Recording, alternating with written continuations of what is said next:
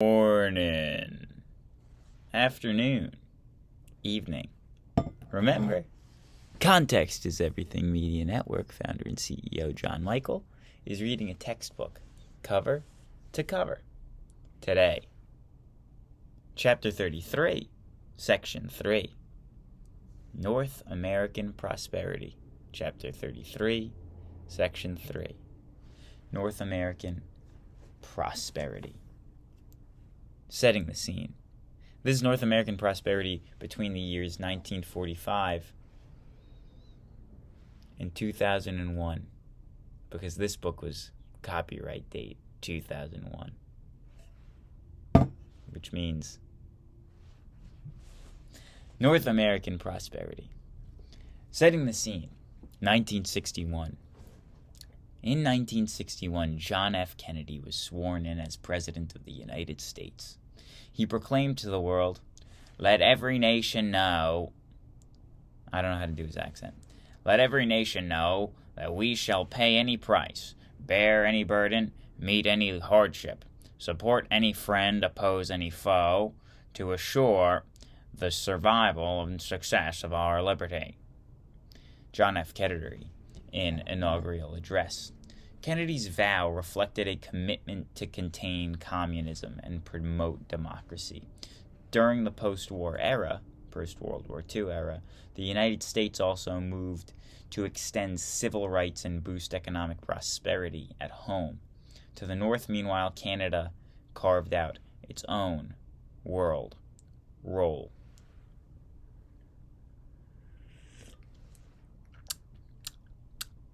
Nothing like a good cup of hot black coffee.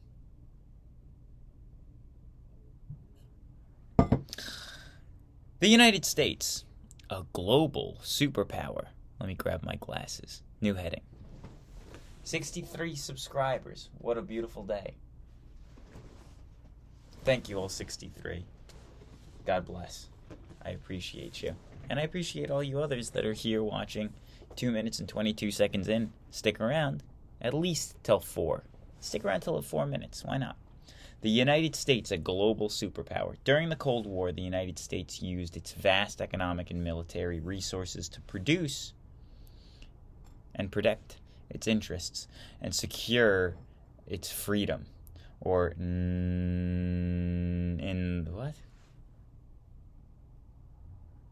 During the Cold War, the United States used its vast economic and military resources to protect its interest and secure the security of the free or non-communist world.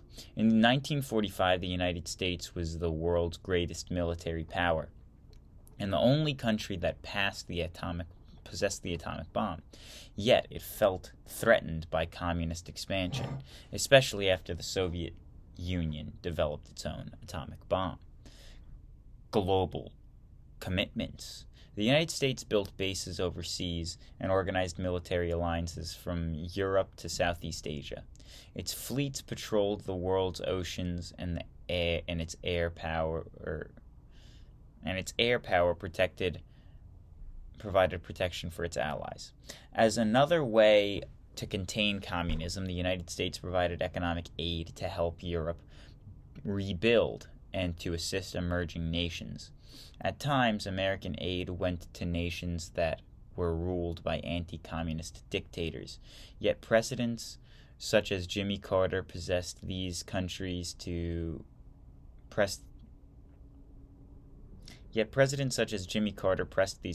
to end human rights abuses. Korea and Vietnam.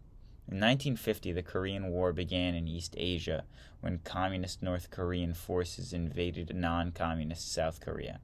American troops made up of the majority of a UN force sent to protect South American troops made up of the majority of a UN force. Oh my God. If you're still here listening, thank you. This is evidence that I'm reading this textbook for not only the purpose of providing historical context in the Context is Everything Media Network journey here at the beginning, at the dawn, at the onset, but also to learn how to read. Let's start reading better here. By the 1960s, now, American troops made up the majority of a UN force sent to protect South Korea.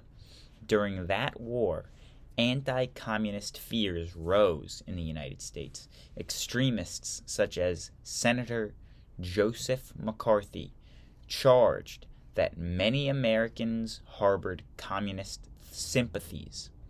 By the 1960s, the United States had become involved in Vietnam. Like Korea, this Southeast Asian nation was divided into a communist northern state and a non-communist southern state. To prevent communist rebels from winning power in South Vietnam, President Kennedy and Johnson sent economic and military aid, plus a growing number of American troops. Soon, American forces there numbered 500,000. I think we lost 50,000 men in Vietnam. Let's see if I'm right. The Vietnam War led to a bitter division among American people. Many opposed supporting an unpopular government in South Vietnam. Anti-war protests spread from college campuses to city streets. In 1968, Richard Nixon was elected president partly because he promised to end the American involvement in Vietnam. In 1974, Nixon finally negotiated an American withdrawal. However, the divisions that had built up during the war took years to heal. Only superpower. After the collapse of the Soviet Union, the end of the Cold War, the United States was the only superpower in the world. As conflicts erupted in various places, the United States tried to resolve some of them. In 1991, it led to a multinational force against Iraqi invaders in Kuwait. American forces helped restore Haiti's elected leader to power. In response to bloody civil war in Bosnia and Kosovo, the United States and its NATO allies sent in peacekeeping forces. Okay. Didn't work out in Iraq. Didn't work out in Haiti. Bosnia and Kosovo. Maybe that worked out. I say it didn't work out in Iraq because we had to go back 12 years later. Well, we didn't have to, but we did. And Haiti is not doing well. And Bosnia and Kosovo, I just don't know about it. Economy and government. Please subscribe. Please. I'm joking. It's okay. Economy and government. By the early 1950s, the American economy was booming. Unlike Europe, the United States emerged from World War II with its cities and industries undamaged. American factories quickly shifted from producing tanks and bombers to meeting the peacetime demand for cars and refrigerators. The United States and global economy. In the post-war decades, American businesses expanded into markets into the globe. The United States profited greatly from growing global economy, but interdependence also brought problems. In the 1970s, OPEC prices hiked, fed inflation, and showed how much Americans relied on imported oil. Inflation also contributed to the third world debt crisis, which involved American banks. American industries faced stiff competition from Asia and other nations like Western Europe. The United States lost manufacturing jobs to the developing world. Some American corporations even moved operations to Mexico or Asia to take advantage of lower wages. Should that be outlawed? I just don't know. It would make everything more expensive for the short term. Probably would increase quality. And probably would raise wages.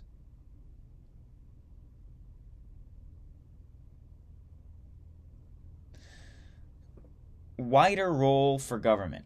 In the United States, as in Western Europe, government's role in the economy grew. Under President Harry Truman, Congress created generous benefits that helped veterans attend college or buy homes. Other Truman programs expanded FDR's New Deal, providing greater Social Security benefits to the elderly and poor.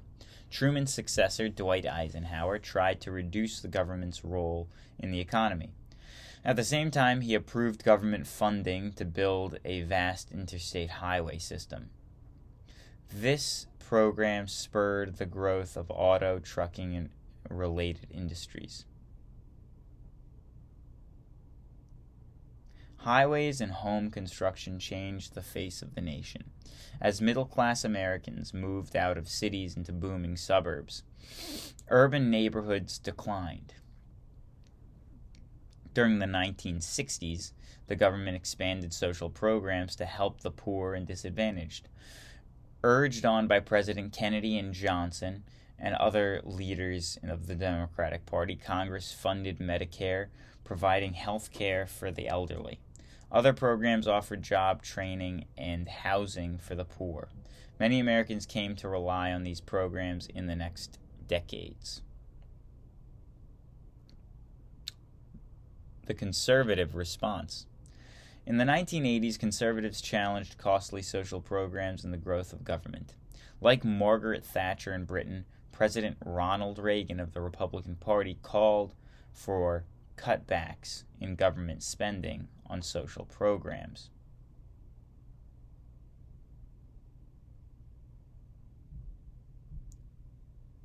I'm just curious. They didn't mention the political affiliation of other people before.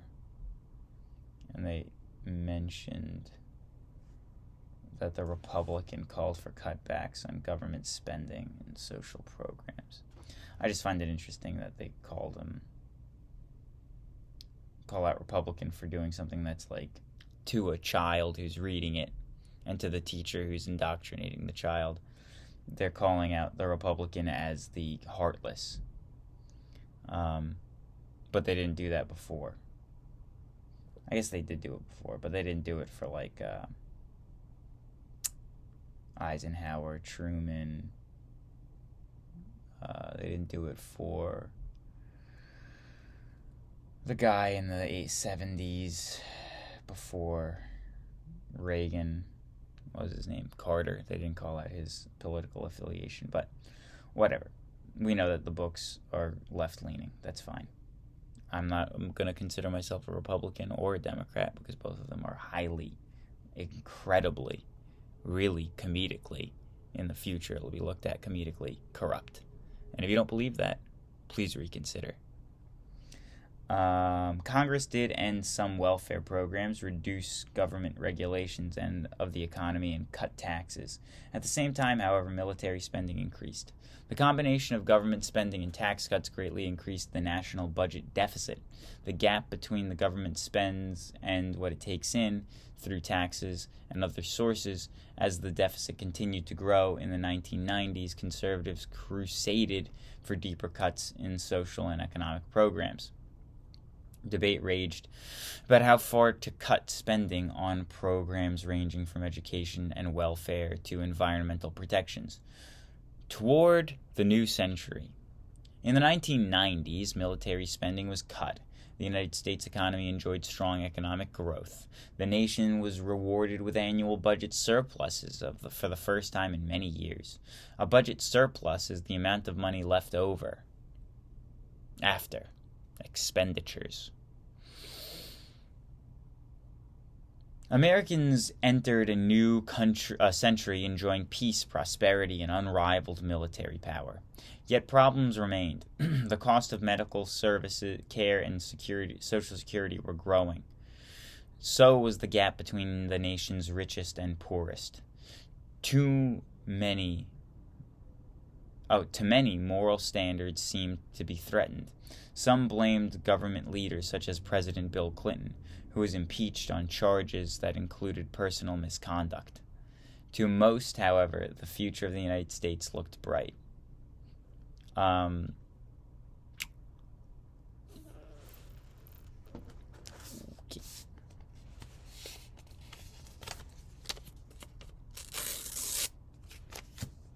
I guess you just have to be positive for the kids, right?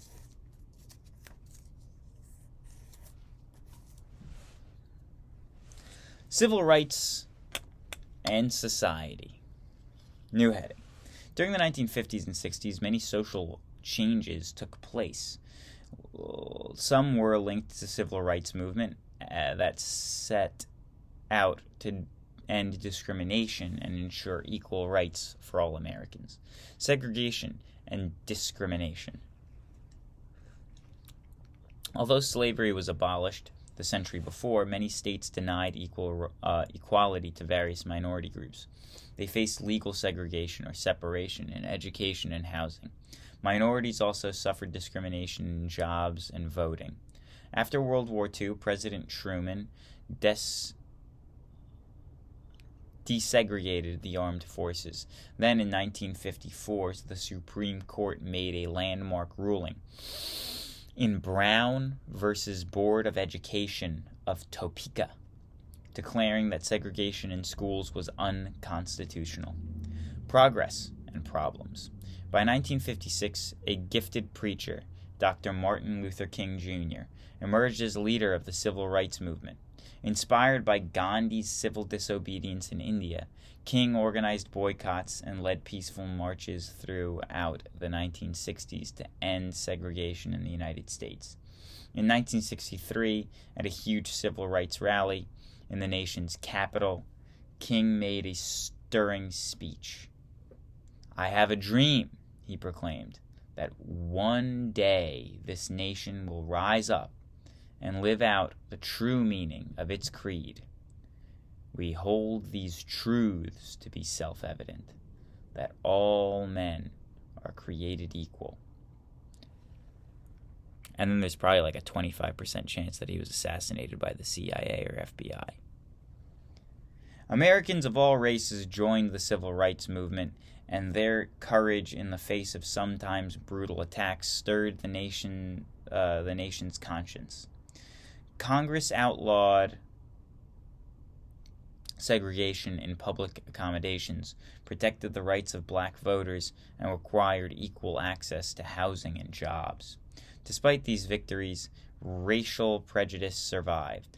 African Americans earned less than whites. Poverty and unemployment plunged African American communities and urban areas. Still, the civil rights movement provided wider opportunities. Many African Americans won elected offices or gained top jobs in business and military. Other groups such as the Asians, Latinos, Native Americans, and women also campaigned for equality. Civil rights laws banned discrimination based on gender as well as race in hiring and promotion. More women ran successfully for political office, and many made progress toward higher salaries and positions in business. Immigration. In the late 1990s, the United States remained a magnet for immigrants. Unlike the immigrants of the late 1800s and early 1900s, these newcomers came largely from Latin America and Asia. By the 1990s, however, Americans were calling for tough laws to stop illegal immigration, to restrict benefits to legal immigrants. By the 1990s, however, Americans were calling for tough laws to stop illegal immigration and to restrict benefits to legal immigrants. Restrict benefits to legal immigrants? Why would you restrict benefits to legal immigrants? They did it. I don't get it. Canada. New heading. After gaining independence, and this is nearing the end of our time, thank you. After gaining independence, Canada charted its own course, but still maintained links to Britain through its Commonwealth of Nations. Canada sided with the Allies in both wars and became a member of NATO. Through diplomacy, Canada often worked to ease Cold War tensions. Its troops served in the UN peacekeeping missions around the world. Economic growth. Canada is a leading democratic and industrial power. It had a post-war economic boom due in part to oil and gas deposits found in its western provinces. What's that called? Western provinces? They're called District of Columbia, right? No, they're talking about North, though. They might be talking about North.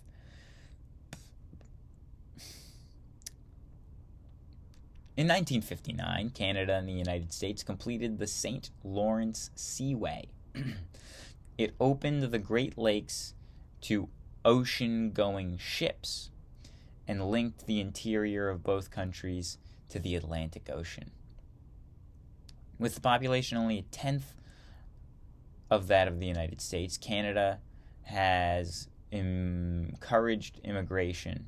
Since the 1950s, Canada's population has grown increasingly diverse, with newcomers from Europe, Asia, Africa, Latin America, and the Caribbean. Quebec separatism. Nice flag, those Québécois. Defining the national identity has remained a challenge for Canada.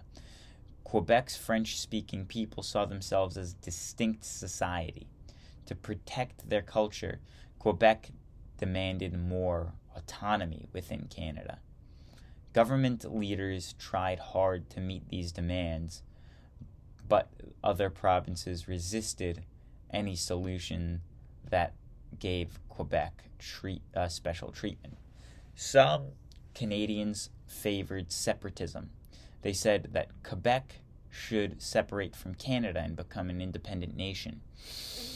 In the 1990s, Quebec's future remained subject of heated debate. And finally, the United States' influence. Another challenge for Canada has been the immense impact of the United States. Although the two nations enjoy close ties, many Canadians resented their neighbors' cultural domination. Economic competition led to disputes over trade and tariffs. To resolve issues of economic competition, the country set up the North American Free Trade Association, NAFTA. It created a free trade zone between Canada, the United States, and Mexico. I think that, isn't that the one that Trump said was the worst deal? Terrible deal. Ended NAFTA. Other issues between Canada and the United States concerned the environment. Chemical pollution from American smokestacks, for example, contributed to acid rain that fell on northeastern Canada. The two nations agreed to work together for a common solution.